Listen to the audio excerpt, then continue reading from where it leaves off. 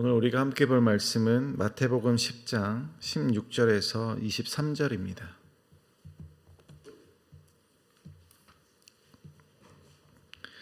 마태복음 10장 16절에서 23절 함께 말씀을 교독하겠습니다. 보라, 내가 너희를 보냄이 양을 이리 가운데 보냄과 같도다. 그러므로 너희는 뱀같이 지혜롭고 비둘기같이 순결하라. 사람들을 삼가라. 그들이 너희를 공회에 넘겨주겠고 그들의 회당에서 채찍질하리라. 또 너희가 나로 말미암아 총독들과 임금들 앞에 끌려가리니 이는 그들과 이방인들에게 증거가 되게 하려 하심이라. 너희를 넘겨줄 때에 어떻게 또는 무엇을 말할까 염려하지 말라. 그때에 너희에게 할 말을 주시리니 말하는 이는 너희가 아니라 너희 속에서 말씀하시는 이 곧 너희 아버지의 성령이시니라. 장차 형제가 형제를 아버지가 자식을 죽는 데에 내주며 자식들이 부모를 대적하여 죽게 하리라. 또 너희가 내 이름으로 말미암아 모든 사람에게 미움을 받을 것이나 끝까지 견디는 자는 구원을 얻으리라. 이 동네에서 너희를 박해하거든 저 동네로 피하라. 내가 진실로 너희에게 이르노니 이스라엘의 모든 동네를 다 다니지 못하여서 인자가 오리라. 아멘. 오늘 본문은 예수님께서 12 제자를 사도로 파송하시면서 가르치신 제자도에 관한 내용입니다. 앞서 본문에서는 사도들에게 천국이 가까이 왔다는 그 복음 전파의 사명이 있다는 것을 알려주십니다. 그리고 사도들이 어떻게 전도해야 하는지를 말씀하십니다. 복음을 전하는 자들에게 필요한 것은 여행에 필요한 물품을 준비함으로 스스로 철저히 준비하는 것이 아니라 오직 하나님만 의지해서 복음을 전하는 것입니다. 자신의 계획이 아니라 하나님이 인도하시는 곳에서 복음을 전하는 사명을 따라 사는 자가 바로 예수님의 제자입니다. 이어지는 오늘 본문은 예수님께서 주신 복음의 사명을 감당해야 하는 제자들에게 처한 현실에 대해서 말씀해 주고 계십니다. 사도들, 곧 하나님의 뜻을 따라 보내심을 받은 자들에게 처한 현실을 말씀해 주고 계시는데 그들에게 복음 전파로 말미암아 필연적으로 마주하게 될 현실은 고난과 핍박이다라고 말씀하십니다. 우리는 이 말씀을 듣기에 앞서서 오늘 우리에게 주시는 이 말씀을 듣기에 앞서서 오늘 우리의 정체성을 확실히 세워야 합니다. 지금 이 말씀은 복음을 처음 듣는 자들에게 말씀하시는 것이 아닙니다. 예수님의 부르심을 받고 예수님을 따르는 제자들에게 하시는 말씀입니다. 먼저 10장 1절에서는 예수님께서 12 제자를 부르십니다. 오늘 이 말씀을 들어야 하는 사람은 먼저 예수님으로부터 제자로 부름받은 사람들입니다. 그뿐 아니라 1절에 보니까 예수님의 제자로 부름받은 자들에게 예수님께서 권능을 주십니다. 예수님은 우리를 제자로 부르실 뿐만이 아니라 우리에게 권능을 주십니다. 사도 바울은 디모데전서 1장 12절에 나에게 직분을 맡기실 때 예수 그리스도께서는 나에게 능력을 주셨다고 말씀하셨습니다. 나를 능하게 하신 그리스도 예수 우리 주께 내가 감사함은 나를 충성되이 여겨 내게 직분을 맡기심이니. 예수님은 우리에게 직분을 맡기시기 전에 우리가 감당할 수 있는 능력을 먼저 주십니다. 우리가 사명을 감당하기에 앞서서 이미 그것을 능히 행할 수 있는 능력을 우리에게 주십니다. 예수님은 우리에게 아무것도 주시지 않으면서 책임만을 다하라고 말씀하시지 않습니다. 예수님은 우리에게 필요한 모든 능력을 은혜로 값없이 주시면서 우리가 사명을 감당할 수 있도록 하십니다. 그래서 1절에서는 제자들을 불렀지만 그들에게 권능을 주니 곧 2절에 그 제자들을 사도라고 말하고 있습니다. 하나님으로부터 보내심을 받은 사도라고 칭합니다. 사도는 하나님으로부터 보내심을 받았다라는 뜻이며 그들이 전하는 말씀의 권위는 하나님으로부터 나옵니다. 그들이 감당해야 하는 복음 전파의 사명을 주시기 이전에 예수님은 먼저 예수님으로부터 부름받은 그 자들에게 권능을 주십니다. 우리는 먼저 이것을 확신해야 합니다. 앞으로 예수님이 하시는 말씀은 예수님의 크신 은혜와 사랑으로부터 부르심을 받은 자들에게 하시는 말씀이고, 그들에게 먼저 능력을 주심으로 사명을 감당할 능력이 있는 자들에게 하시는 말씀입니다. 그러니 오늘 우리에게 주시는 말씀에 우리가 아멘하기 위해서는 먼저 내가 하나님으로부터 부름받은 성도라는 것과 오늘 나에게 사명이 있어서 그 사명을 감당할 수 있는 능력이 나에게 있음을 확신함으로 말씀을 들어야 합니다. 이것을 먼저 강조하는 이유는 오늘 본문이 말하는 것이 바로 사명자들이 반드시 마주하게 되는 고난과 핍박에 대해서 말씀하고 있기 때문입니다. 예수님은 사명을 감당하는 자들이 사명을 감당하기에 앞서 앞으로 그들에게 닥칠 고난과 핍박에 대해서 예고하고 계십니다. 16절을 보면 보라 내가 너희를 보냄이 양을 이리 가운데로 보냄과 같도다. 그러므로 너희는 뱀같이 지혜롭고 비둘기같이 순결하라. 마태복음에서 보라라고 말하는 것은 집중하고 주목하라는 문학적인 기능을 합니다. 보라는 이 말은 관심을 집중하게 하는 역할을 하죠. 그래서 우리는 이 말씀에 대해서 주목해야 합니다. 내가 너희를 보냄이 양을 이리 가운데로 보냄과 같도다. 마태복음에서의 양은 이스라엘을 중심으로 한 교회를 가리키고 이리는 교회를 해치려는 악한 세력을 말합니다. 그러니 예수님께서 사도들을 보내실 때 위협이 기다리고 원수들의 손에 내어주는 것과 같은 상황이다라는 것을 말씀하십니다. 복음 전파하는 제자들에게 위험과 고난이 있을 것이라고 예고하십니다. 위험과 고난을 맞닥뜨리게 될 제자들은 어떻게 해야 되냐면 뱀같이 지혜롭고 비둘기같이 순결해야 합니다. 여기서 뱀이라고 번역된 단어는 창세기 3장 1절에 나오는 에덴 동산에서 등장하는 뱀과 같은 단어입니다. 그러나 여기서 말하는 이 뱀의 지혜는 선악과를 따먹게 한 뱀의 간계와 교활함이 아니라 바로 지혜를 말씀하고 있습니다. 로마서 16장 19절에서는 너희가 선한데 지혜롭고 악한데 미련하기를 원하노라 라고 사도 바울은 말합니다. 악한 세력으로부터의 박해를 받을 때 우리는 악에 대한 실제적인 통찰력을 가지고 동시에 예수 그리스도처럼 간사하지 않은 선을 가지고 악을 이겨라 라는 뜻입니다.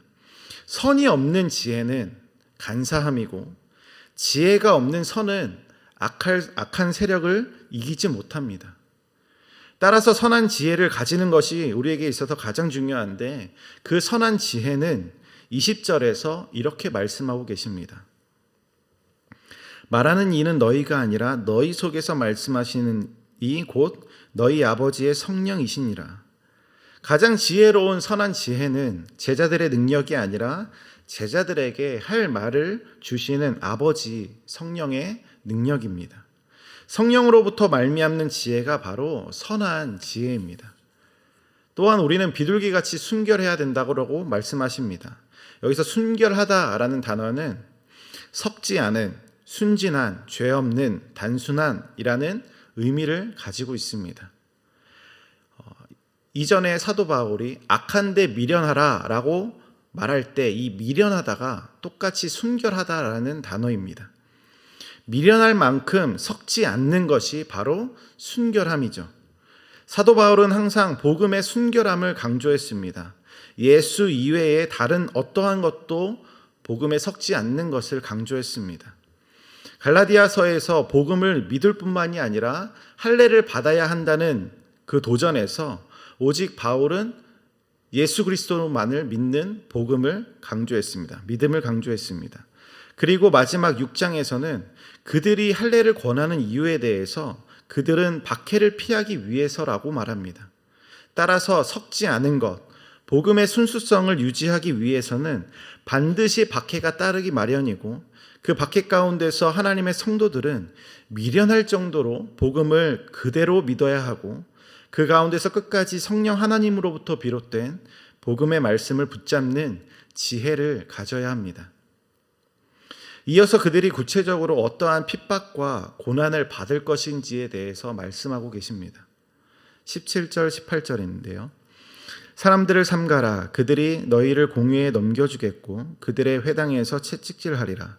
또 너희가 나로 말미암아 총독들과 임금들 앞에 끌려가리니 이는 그들과 이방인들에게 증거가 되게 하려 하심이라. 17절에 보면 사람들을 삼가라 라는 이 삼가라는 뜻은 조심하라 라는 뜻입니다. 사람들을 조심해야 하는 이유는 그들이 제자들을 법정으로 넘기고 회당에서 채찍질하기 때문입니다. 또 제자들은 예수님 때문에 총독들과 임금들 앞에 끌려갑니다. 끌려가게 된다라는 말은 제자들의 의지와 상관없이 단지 복음을 전한다는 그 사실만으로 끌려가 고난을 받게 될 것이라는 미래의 상황을 말씀하고 계시는 것이죠. 이런 상황에서도 예수님은 19절에 보면 너희는 염려하지 말라라고 말씀하십니다. 염려하지 말라라는 말은 이미 앞에서 산상수훈에서도 계속해서 반복하고 계시는 말씀이시죠. 먹고 마시는 것과 입을 것에 대해서 염려하지 말고 또 내일 일어날 일에 대해서 염려하지 말라라고 말씀하셨습니다. 오늘 본문에서는 성령님께서 무엇을 말씀하실 것인지를 가르쳐 주기 때문에 너희는 염려치 말라라고 말씀하십니다. 예수님의 제자들은 물론 오늘을 사는 우리들도 이런 것에 대해서 염려할 필요가 없는 것은 우리의 염려로 이런 상황이나 처지를 조금도 바꿀 수 없기 때문입니다. 우리가 염려할 필요가 없는 것은 우리가 염려할 수밖에 없는 이 모든 상황을 하나님께서 주관하시기 때문입니다. 따라서 우리는 어려움에 처해 있을 때 무엇을 말할 것인지, 어떻게 해야 할 것인지 염려하고 걱정해야 하는 것이 아니라 지혜의 영이신 성령님께서 답을 주시기를 우리는 간절히 기도해야 합니다. 오늘 내가 처한 상황에서 염려로 한탄하고 불평하는 것이 아니라 성령님께서 주신 지혜로 우리는 생각하고 우리가 고백해야 할 신앙의 고백이 무엇인지를 간구하며 오직 복음만을 의지하는 순결함으로 나아가야 합니다. 복음을 믿고 복음을 따라가는 제자들, 그리고 복음을 따라 이 세상에서 사명을 감당해야 하는 모든 성도들이 겪어야 하는 이 핍박과 어려움은 여기서 말하는 사회적인 것만은 아닙니다. 단지 기독교라는 것으로 욕을 먹어야 하는 것은 사회적으로만이 아닙니다. 21절을 보면 장차 형제가 형제를, 아버지가 자식을 죽이는 데에 내주며 자식들이 부모를 대적하여 죽게 하리라. 제자들이 심지어 자신의 식구들에 의해서 죽는데 내어줌을 당할 것을 말씀하십니다. 가장 가슴 아픈 말씀이기도 한 이 말씀은 나와 아주 가까운 가족, 부모와 형제, 그리고 가까운 친구와의 관계에서도 일어나는 고난이 있다라고 말씀하십니다. 이 말씀을 아무리 우리가 좋게 말해도 우리가 받아들이기에는 참으로 어려운 말씀이죠. 복음 때문에 가정에서 고난이 있고 복음 때문에 비극이 있을 거라는 이 말씀은 우리의 마음을 너무나 아프게 만듭니다. 때로는 우리는 복음의 순수함을 지키기 위해 우리는 가족들에게 자신이 죽는 것과 같은 아픔을 겪을 수도 있습니다. 그럼에도 예수님은 그 가운데 이렇게 말씀하십니다. 22절을 보면 또 너희가 내 이름으로 말미암아 모든 사람에게 미움을 받을 것이나 끝까지 견디는 자는 구원을 얻으리라. 이 동네에서 너희를 박해하거든 저 동네로 피하라. 내가 진실로 너희에게 이르노니 이스라엘의 모든 동네를 다 다니지 못하여서 인자가 오리라. 예수님은 고통받는 우리에게 이렇게 말씀하시는데 끝까지 견디는 자가 구원을 얻을 것이다. 여기서 끝까지는 종말의 때까지를 말합니다. 다시 말해서 23절에 말씀하시는 인자가 오는 그 때를 말씀하는 거죠. 누가 끝까지 견뎌서 구원을 얻느냐면 예수님이 반드시 다시 오실 것이라는 확신과 믿음이 있는 자만이 끝까지 견딜 수 있습니다. 예수님에 대한 확신이 있는 복음의 순수함을 그대로 믿는 자들만이 인내하고 끝까지 버티며 견딜 수 있습니다. 때로는 사회적으로 나를 공격하더라도, 때로는 아주 가까운 사람들로 인해 내가 상처를 받더라도 예수님을 끝까지 믿는다면 우리는 인내할 수 있고 견딜 수 있습니다. 견딘다라는 말은 자신을 향한 공격이 없다는 말도 아니고 자신에게 고난이 오지 않는다라는 말도 아닙니다. 견딘다라는 말은 나를 향한 고난이 반드시 있고 그 고난으로 인해 아프고 힘들지만 오직 예수님을 바라보면서 성령의 지혜로 복음을 믿고 끝까지 버티는 것을 말합니다. 말씀을 마무리하겠습니다. 16절에서 예수님께서는 분명히 이렇게 말씀하셨습니다. 내가 너희를 보냈다. 예수님이 우리를 보내십니다. 이 세상 가운데로. 예수님으로부터 보내심을 받은 자들이 여기서는 양이라고 했습니다. 우리는 다 양입니다. 예수님은 요한복음 10장 11절에 자신을 선한 목자라고 말씀하십니다. 선한 목자는 양들을 위해서 자신의 목숨을 버린다고 말씀하십니다. 삭구는 이리가 오는 것을 보고 양을 버려놓고 도망하지만 선한 목자 되신 예수님은 양을 위해서 자신의 목숨을 아끼지 않으십니다. 우리는 선한 목자께서 보내신 양입니다. 우리를 끝까지 지키시며 자신의 목숨까지도 내어주시면서 우리를 사랑하시는 선한 목자가 보낸 양입니다. 예수님은 우리를 끝까지 지키시는 분이시며 우리를 끝까지 포기하지 않으시며 사랑하시는 분이십니다. 비록 우리가 걷는 길이 사망의 음침한 골짜기를 걷더라도 우리가 해를 두려워하지 않는 것은 주님께서 우리와 함께 하시기 때문이죠. 주님이 반드시 우리를 지켜주십니다. 어떠한 어려움에도 우리를 지키시는 나의 선한 목자 되신 예수님을 믿고 의지하는 우리가 되길 원합니다. 오늘 이 시간 기도로 이렇게 고백했으면 좋겠습니다. 예수님은 나의 선한 목자시니 내가 어떠한 고난과 어떠한 어려움에도 내게 부족함이 없습니다. 오늘 나에게 넘치는 은혜와 사랑을 베푸시는 주님을 바라보면서 오늘 우리에게 주시는 하루의 은혜를 경험하는 저와 여러분들 되길 간절히 원합니다. 함께 기도하겠습니다.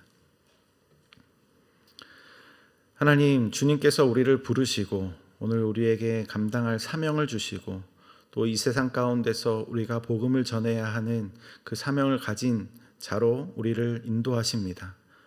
그 가운데 우리의 모습이 마치 이리 속으로 들어가는 양과 같아서 우리는 항상 고통과 고난 가운데 처할 수밖에 없고 언제나 고난 가운데서 힘겨워할 수밖에 없는 우리의 모습을 바라봅니다. 그럼에도 불구하고 주님께서 우리의 선한 목자 되시기 때문에 우리가 어떠한 어려움에도 우리가 염려하지 않을 수 있도록 주님께서 성령의 충만함을 우리에게 허락하여 주시고 또한 어떠한 아픔 가운데서도 견딜 수 있는 능력을 허락하여 주셔서 우리가 온전히 주님만을 바라볼 수 있는 믿음을 허락하여 주시니 지금 이 시간 우리가 주님 앞에 간구할 때에 우리에게 주시는 그 놀라운 은혜를 감사함으로 나아갈 수 있게 하여 주시고 또 오늘을 견디며 버틸 수 있는 능력을 허락하여 주시는 주님의 놀라운 능력을 바라보며 주님 앞에 간구할 수 있도록 주님께서 우리의 마음과 생각을 붙들어 주시옵소서. 지금 이 시간 주님 앞에 간구하는 모든 자들에게 주님께서 은혜와 사랑을 베푸실 것을 확신하면서 우리 주 예수 그리스도의 이름으로 간절히 기도합니다. 아멘.